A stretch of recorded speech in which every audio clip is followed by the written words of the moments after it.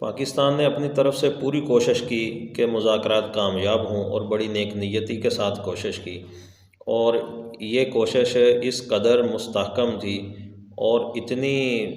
جاندار کوشش تھی کہ امریکہ نے بھی اس پر خود کہا، بلکہ جے ڈی وینس نے کہا کہ پاکستان نے بہت قابل تعریف کام کیا، بلکہ حیرت انگیز کام کیا اس کے اوپر۔ تو پاکستان نے پوری کوشش کی کہ یہ مذاکرات ہوں، اور اب بھی پاکستان کی یہی کوشش ہے کہ بات جو ہے مزید نہ بگڑے اور بلکہ مذاکرات ہوں، بات چیت کے ذریعے اس معاملے کو حل کیا جائے، لڑائی نہ ہو۔ اگر لڑائی ہوتی ہے اور اب دوبارہ لڑائی چھڑتی ہے تو یقیناً یہ بڑی شدت کی لڑائی ہوگی اور پہلے سے زیادہ اس کے اندر مسائل پیدا ہوں گے، اور آبنائے ہرمز کے اندر جو اب دوبارہ ٹینشن بڑھ رہی ہے، جس کے اندر امریکہ نے ناکہ بندی کا اعلان کر دیا ہے، اور اس کے مقابلے کے اندر ایران نے بھی سخت وارننگ دی ہے، تو اگر یہ معاملہ اب دوبارہ چھڑ جاتا ہے تو ہرمز کی وجہ سے پوری دنیا کو بہت زیادہ معیشتوں کا بحران پیدا ہونے کا خطرہ ہے،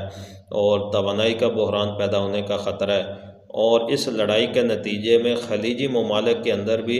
بہت زیادہ نقصانات کا خطرہ ہے، اور عین ممکن ہے کہ ان کے توانائی کے جتنے بھی مراکز ہیں اس لڑائی کے اندر، وہ مراکز اس کے بھی تباہ ہو جائیں، خلیجی ممالک کے بھی تباہ ہو جائیں، ایران کے بھی تباہ ہو جائیں، یوں یہ پورا خطہ جو ہے وہ توانائی سے مفلوج ہو کر رہ جائے۔ کیونکہ اگر یہ دوبارہ جنگ شروع ہوتی ہے تو لامحالہ طور پر ایران جو ہے وہ جواباً پھر خلیجی ممالک پر اٹیک کرے گا اور ان کو ٹارگٹ کرے گا، جس طرح کہ اس نے پہلے کیا تھا۔ تو اس ٹارگٹ کے نتیجے کے اندر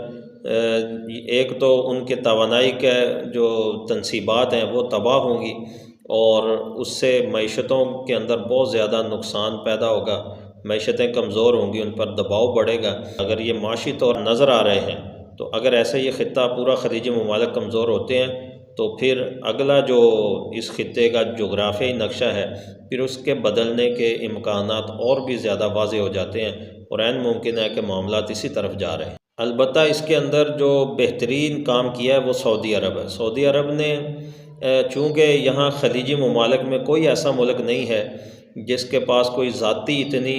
فوجی طاقت ہو، اس کے پاس کوئی لڑائی کے لیے اتنی توانائی ہو، اتنی فوج ہو، بلکہ ایک تو اس سارے خطے کا انحصار جو ہے وہ امریکہ پر ہے،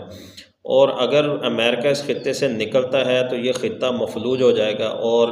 یہ خطہ فوجی طور پر اتنا کمزور ہو جائے گا کہ کوئی بھی ان کو آ کر کھا پی سکتا ہے، اور یہ کسی کو روکنے کے بھی حال نہیں ہے، ان کے اندر اتنی طاقت نہیں ہے کہ یہ کسی کو روک لیں۔ لیکن سعودی عرب نے اس کے اندر بہت عقل مندی